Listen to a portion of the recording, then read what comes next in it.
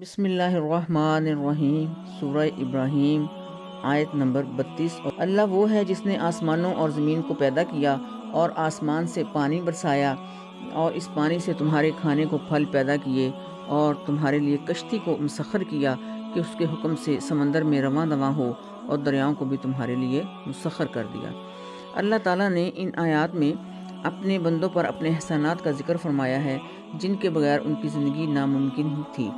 مثلاً آسمان اور زمین پیدا کیے، زمین میں اس کائنات میں بنی نوع انسان کا مسکن بنایا اور کاروبار دیا، پھر زمین و آسمان میں ہواؤں اور بادلوں کا نظام جاری کیا تاکہ اس زمین میں بارش برسے اور انسان اور دوسرے جانوروں کو خوراک مہیا ہو سکے اور وہ زندہ رہ سکیں۔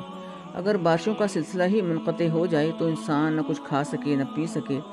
پھر دودھ اور سواری کے لیے چوپائے اور بحری سفر کے لیے اللہ تعالیٰ نے کشتیاں بنائیں۔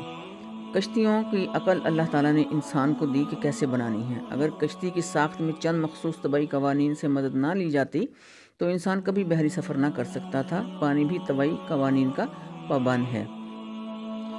اللہ تعالیٰ نے یہ احسانات گنوائے ہیں اور دیکھا کہ جب کشتی ڈوبنے لگتی ہے تو اللہ فرماتے ہیں کہ خالص ہو کر تم مجھے پکارتے ہو لیکن بعد میں نیازیں غیر اللہ کی دیتے ہو۔ پھر انسان نے اللہ کی نعمتوں کا کیا جواب دیا؟ ضرور سوچیے۔